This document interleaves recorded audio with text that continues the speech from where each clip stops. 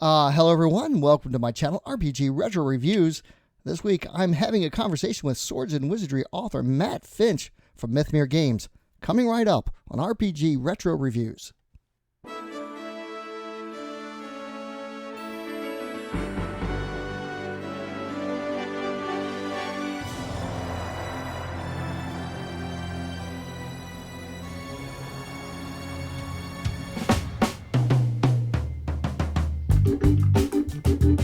Hello and welcome, Matt, to the channel. Glad to have you. For those unfamiliar with Matt's work, in addition to being author of Swords and Wizardry, he is also the author of OSRIC, the original OSR game, old school reference and index compilation, which was released all the way back in 2006.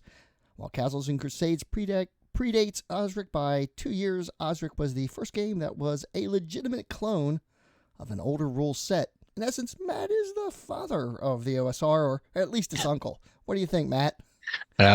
More uncle than father. I mean, I think of the OSR as a community more than what it's come to mean, which is the published works. And the community was around with Dragon's Foot, before I was in there, and the community was around with Castles and Crusades. So I wouldn't call myself the father of it, but I definitely, sort of kicked loose a particular avenue that it followed, which is the cottage publishing in the OSR. I think that comes back to the use of the license to open things up a little bit, but I wouldn't call myself the father of it.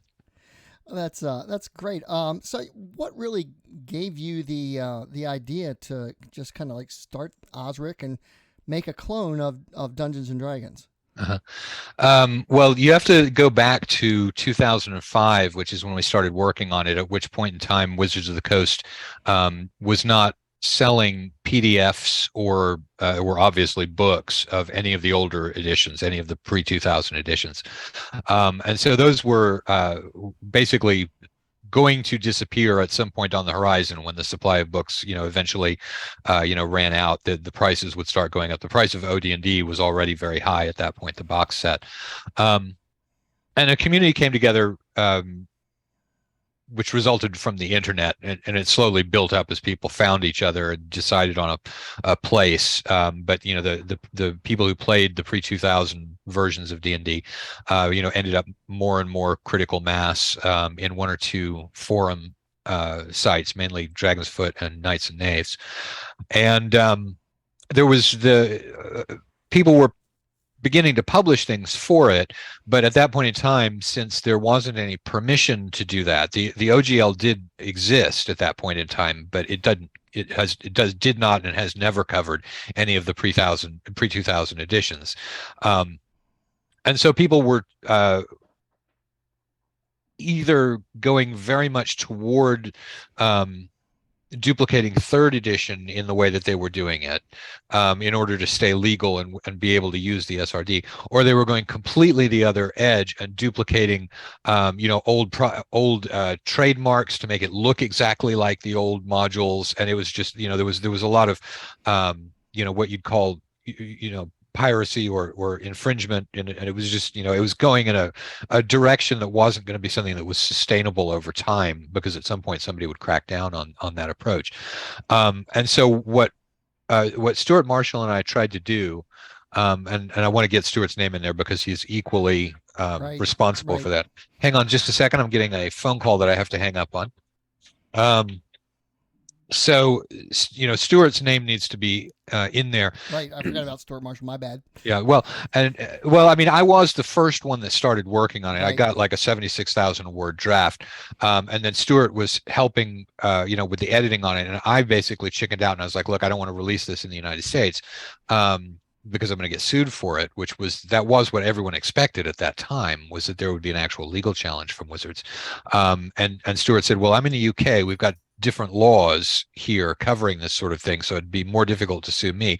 I'll go ahead and you can be the initial author, I'll be the final author, and then I'll be the one that's the one that gets legally challenged. So I get the laurels maybe for the initial creativity, and Stuart gets it for the bravery and the willing to actually go up against Wizards of the Coast on that. But just to he shouldn't ever get left out of discussions of OSRIC. Right. And which leads us to my next question for you, which was, what question am I answering at the moment? I've gotten off. I don't know. You're doing great. Just Okay, talking about how awesome. you are. I think everybody on my channel just loves hearing about the history of the OSR and what led to you publishing OSRIC and what gave you the idea of even doing it to begin with. You Oh, know. well, doing it to begin with was, I mean, it was probably because I'd seen Castles and Crusades get close to what I would have wanted to be the target that they were going for. And by the fact that they shot so close to the mark, I was able to say, okay, now I can identify what the mark is that I would want to shoot for. And that would be, using the SRD and the OGL to publish something that's effectively a clone, at least as close as you can get, with the additional legal interference that gave, and the fact that the OGL, was really conceived of as being a legal safe harbor for people who were doing things, like this. Right. Sure. So that was where, that was probably where I got the idea, was initiated from Castles and Crusades, and the fact that I was, that it's the constant dilemma of a fan, that somebody does something and they get it almost the way that you want it, but not quite exactly the way that you want it. And so, that was enough for me to say, okay, well, I think I can move it the few extra inches, to the goalpost that I would like to see for what this project is. And the other thing was that and I think they've opened it up a little bit, but at the time, Castles and Crusades didn't have any sort of trademark compatibility license. So other people other than Troll Lords couldn't publish stuff for Castles and Crusades, right back at the time that we wrote OSRIC. And I think that they've actually over time loosened up on that. But Right. at the time, that wasn't one of the options available with Castles and Crusades. And I felt like we wanted to have something that also created a body of content for publishers to use things that other publishers had done. So that Yeah, that's really was one of the. I think is one of the core things that opened the OSR was with OSRIC. Anybody could print compatible modules and adventures to go with it. right. So So that that, really that opened up was the that was gate one of for. the major goals. Now, and the other thing, that I should mention when we're talking about the people who were, active in that at the time, and I said, we shouldn't forget Stuart. We also shouldn't forget Chris Gonerman of BFRPG, who was working on a very similar project at the same time. He has he is more focused on the open game content side of it, whereas Stuart and I were more focused on the authentic cloning of the original rules. But so Chris came out virtually at the same time as Osric, Right, with a basic game fantasy. that was less of a clone, but he was very focused on opening up the game content, to the community of people who wanted to write things, for that game. So, that's sort of the when you talk about how, big ideas tend to happen simultaneously in different places. Right, sure. There's a All zeitgeist. three of those individuals, yeah. So, and each with our own different spin on what was the most important thing to us about it. But it all came out, pretty much at the same time. So I mean, I've done a review on OSRIC, a pretty in-depth one for the channel last year. It looks great. The new publication that they had recently when they printed out the books looks awesome, and the rules are so clean. And it really clarifies a lot of the other benefit to that was when you're rewriting the rules is that you can clarify a lot of the rules that people were probably playing wrong and didn't understand or adding in the errata. And also identifying, which rules cannot actually be clarified. There are a few things in Advanced D&D where there's simply contradictory Right.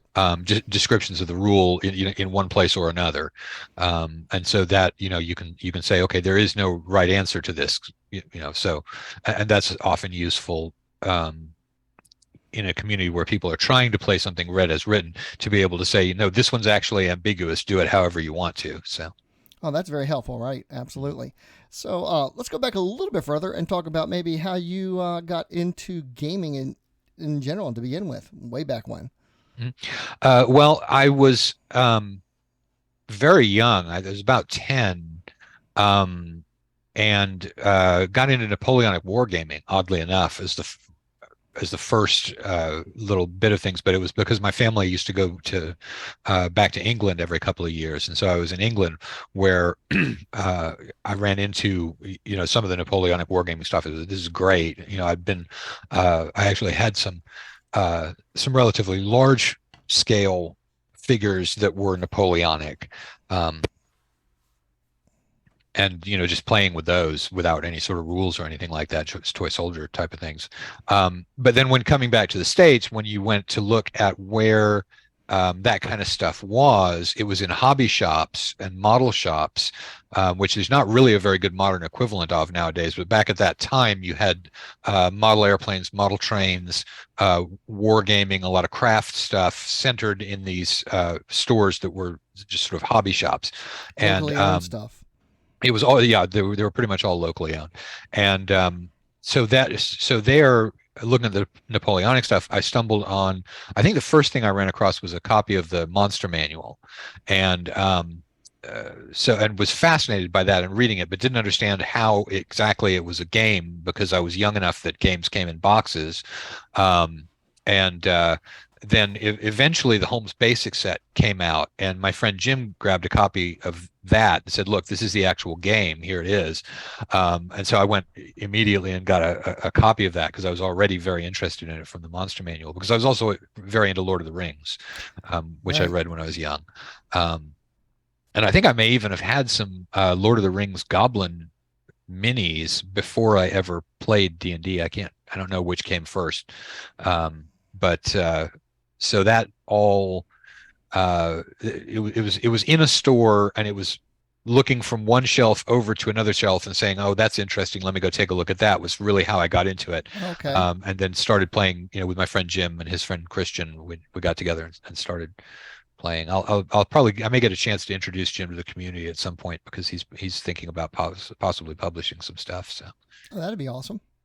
Yeah, interesting bit of trivia.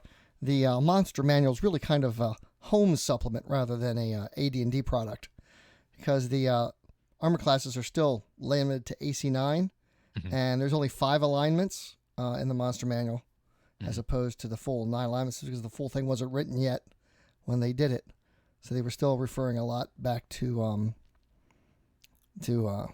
OD&D and Holmes. Original D&D, right? And Holmes, rather. Yeah, well, Holmes hadn't been published yet at that point, but it was probably a working document that they had. Because my understanding was that what Eric Holmes had actually written was simply intended to be a codification of OD&D, because, and by codification I mean in the legal sense, that when you have a bunch of separate books, each of which is adding to a particular section, codification is going back and actually putting them all into their appropriate sections into a single work, so that you can see it all in the proper place rather than in the book.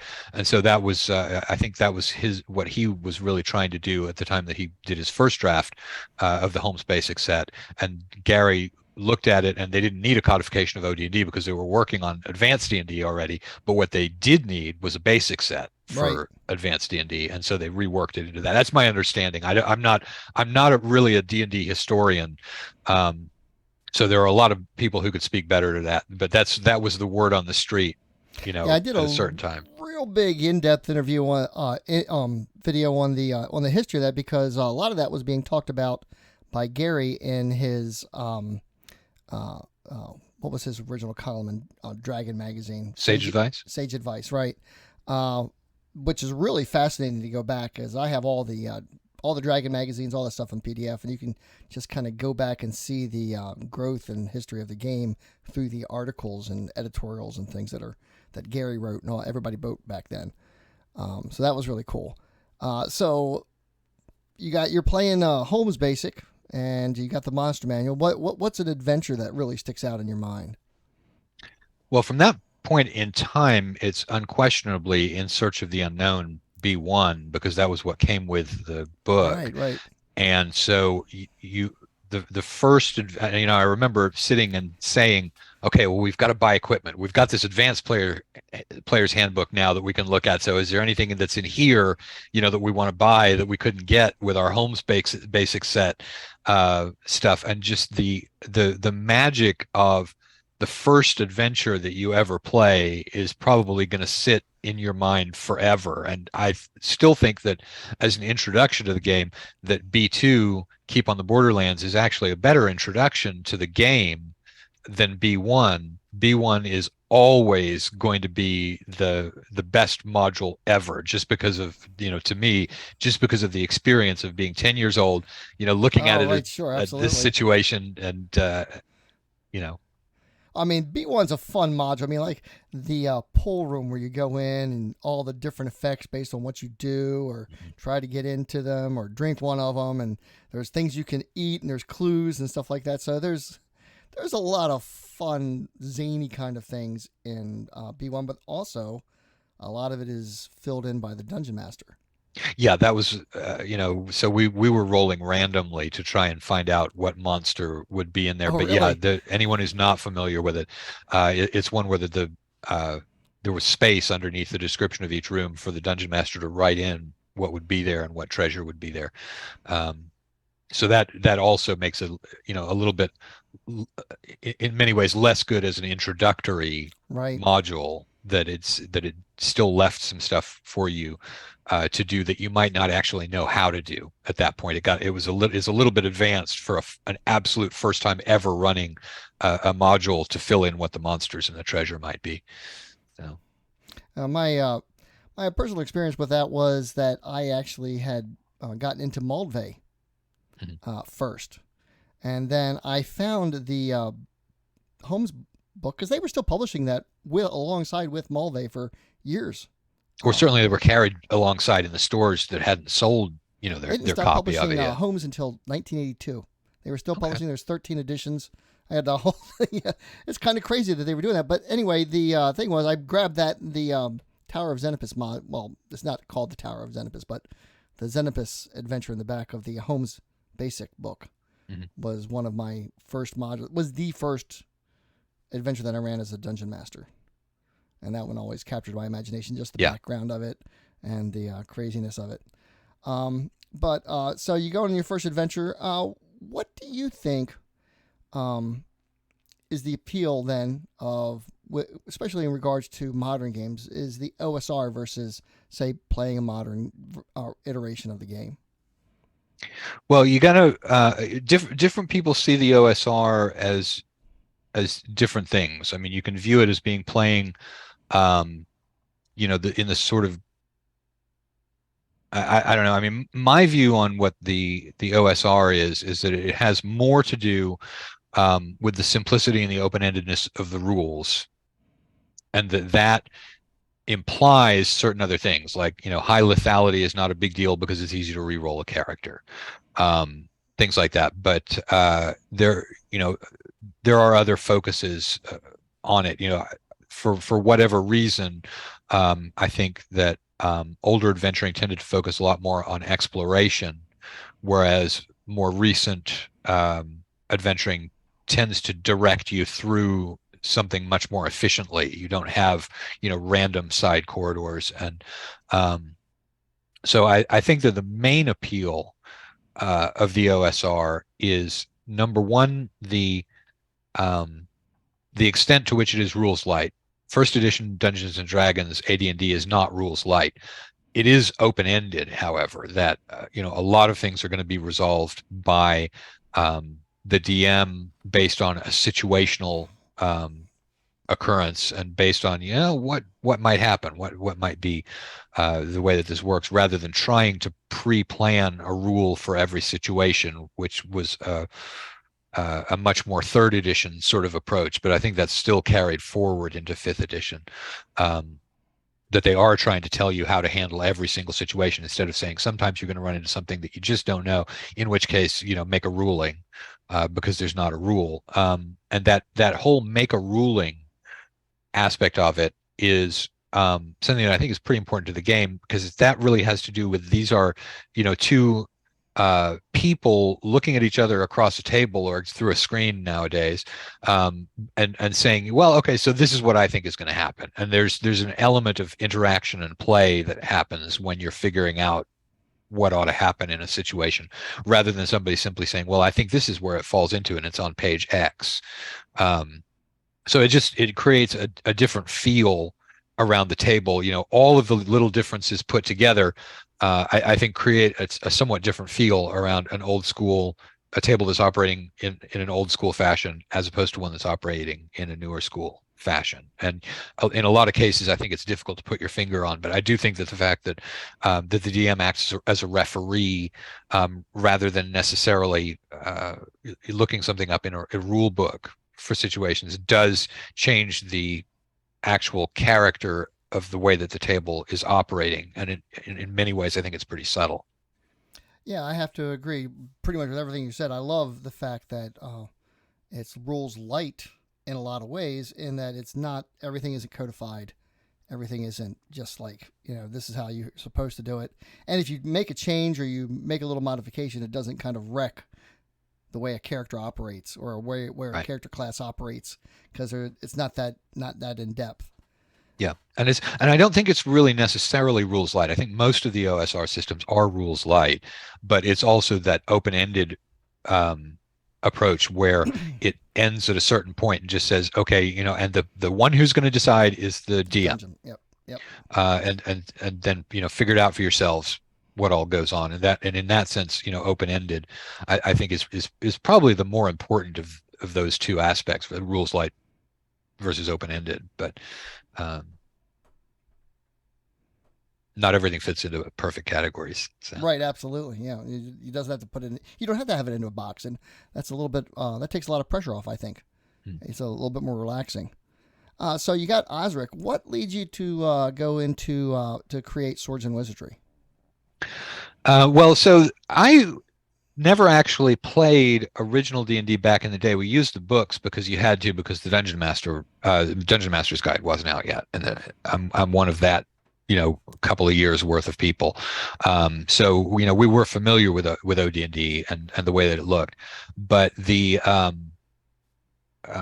real thing that caused me to write Swords and Wizardry was the guy who ran the Knights and Knaves Ale House forum, a guy named Jerry Mapes, died, many years ago now. But before he did, he was an OD&D player, and he said, "Okay, so you guys did first edition. When are you going to do original D&D?" And so I told him, "Okay, I'll start working on original D&D." Oh, okay. And and as it's worked out, that's actually come to be the game that I played. But I was always advanced D&D player back in the day, and we sort of looked down on people who played basic or kiddie D&D, which Guilty. obviously that group of people have turned BX D&D into something that is just as cool as first edition. But back in the day, that's for kids. Yeah, so we didn't. Yeah.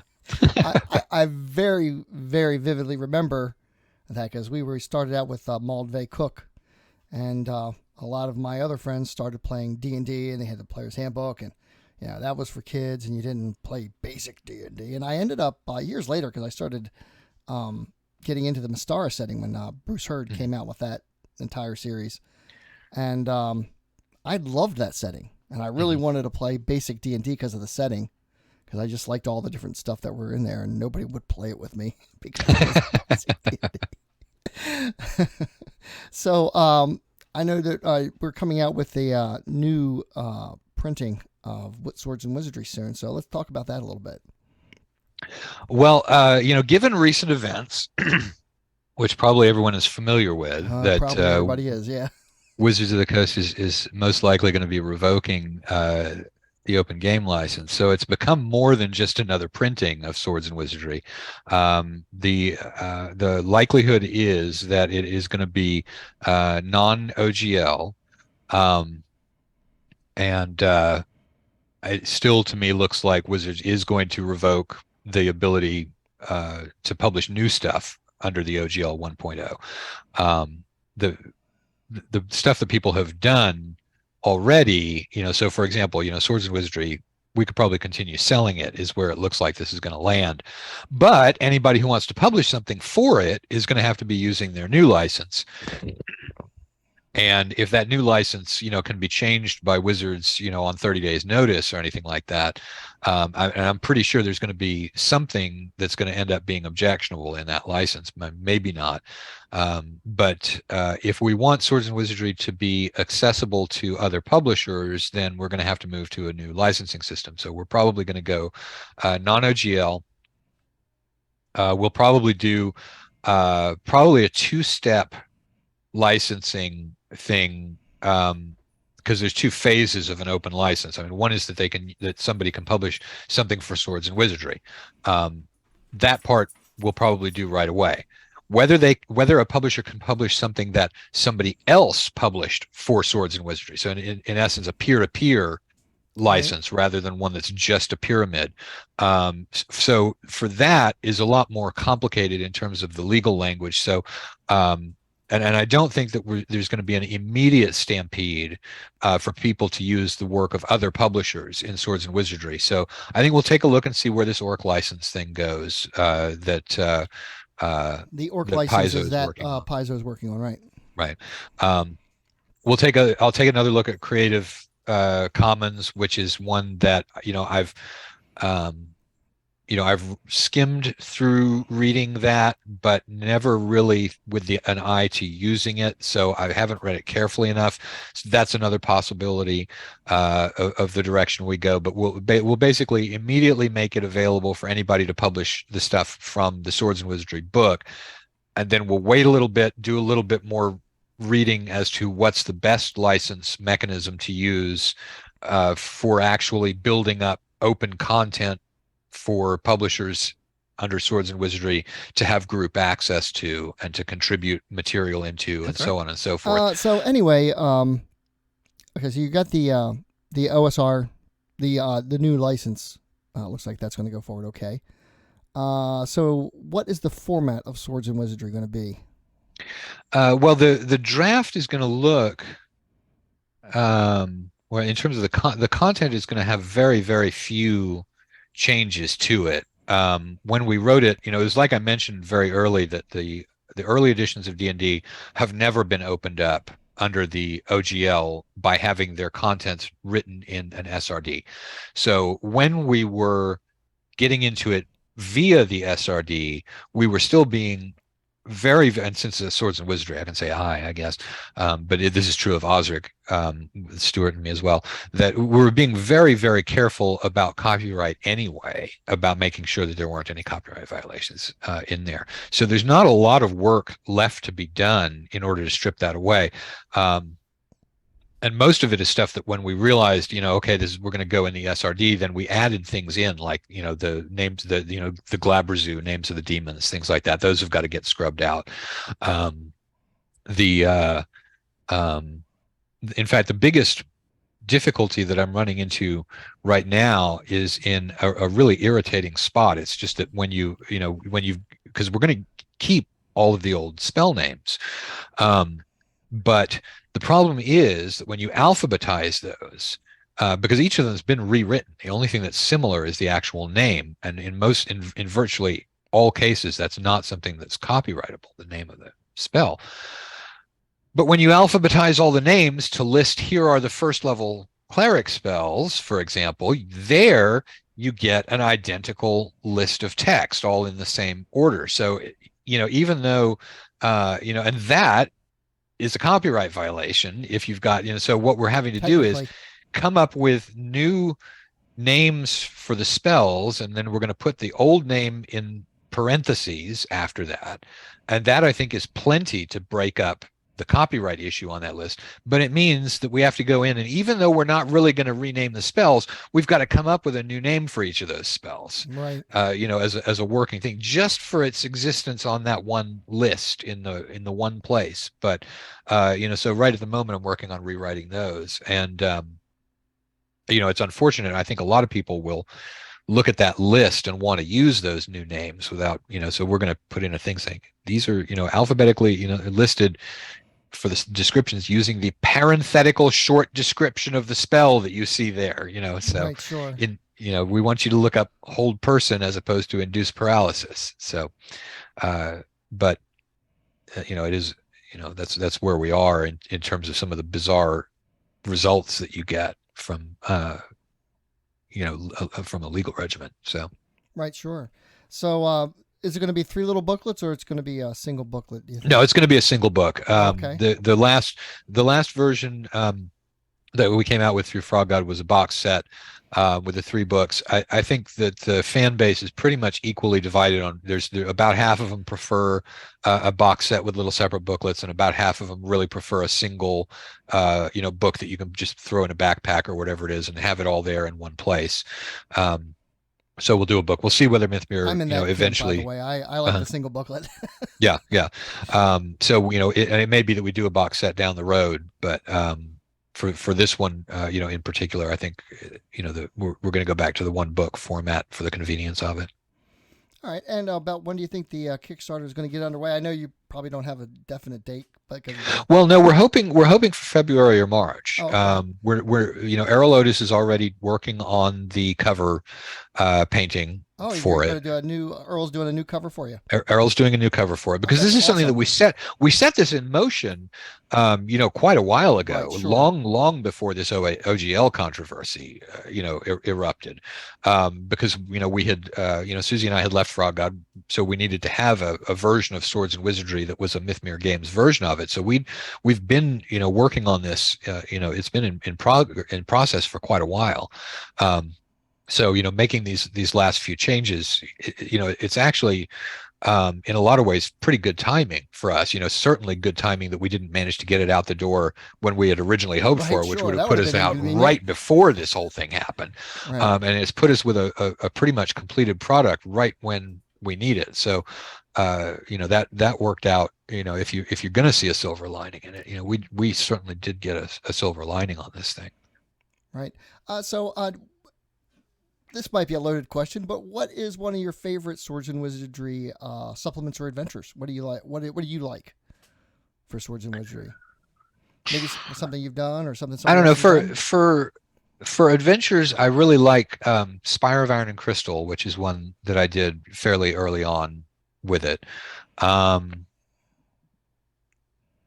Spire I and think that's of Iron Spire and of Crystal. Iron and Yeah. Crystal, yeah. And also I like Pod Caverns of the Sinister Shroom, which was actually written for OSRIC. But of the stuff that I've written, I think that's a fun module as well. But the one of the things is that your favorite thing, one week it might be this thing that you did, and Right. then a little bit later, you tell, you know what, that wasn't bad. So that changes from. Is there going to be an adventure included in the new book? Well, certainly not in the book. Okay. Now there might be with the Kickstarter. I haven't written it yet, and based on the schedule that I now want to run this Kickstarter, because of the OGL thing, to sort of strike while the iron is hot. I don't think that we'll add that on. There's the added difficulty too of with a Kickstarter that every every new piece that you add into it increases the screw ups on the fulfillment end. Sure. And we had so many difficulties on the fulfillment of Tome of Adventure Design that I'm really shy of any sort of complicated thing, because that was the dead simplest possible fulfillment you could have asked a warehouse to do, and yet it got screwed up on all kinds of levels by the warehouse that we were using, the fulfillment company we were using. So just in terms of delays here, there, and everywhere, that I'm normally I would really, really want to have an introductory adventure come out with the game rules. This time around, I'm pretty happy saying, you know what, we're going to do this. Then we'll do a follow-up Kickstarter that's got a monster book and an adventure and so on and so forth along with it. So That sounds great.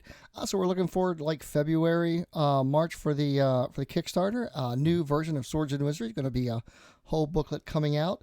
Matt, I'm running short on my Zoom time, so I wrap no, this up. that's fine. I got to take my parents to dinner at the end of this, so I'm on a time schedule myself. So thank you so much for taking time out of your day and coming and visiting the channel. I got a lot of Swords and Wizardry fans on my subs, so we're all interested in this. And obviously, all the stuff that's happening with the OGL has really piqued everybody's interest. So I really appreciate you taking the time out. Thank you so much. My pleasure. Everybody have a great day. This is Captain Courageous signing off with Matt Finch from Mythmere Games. Thank you all so much for watching. I'd like to take the time to thank all my patrons. Without you, this channel wouldn't be possible. As some of you may know, I've been creating my own Mega Dungeon week by week for the Dungeon 23 thingy that's going on right now, and I've been having a lot of fun rereading the old Grimtooth Trap series, so I thought I'd take a look at that next week. Please give this video a like, comment, and share. Please check out my Teespring store for great gaming swag, t-shirts, carry bags, coffee cups, and more. Join the channel's Facebook page, RPG Retro Reviews, and consider supporting the channel by becoming a patron yourself. Or alternatively, you can just leave a tip through the PayPal tip jar. Link is in the description. As always, my friends, may your D20 roll true and game on.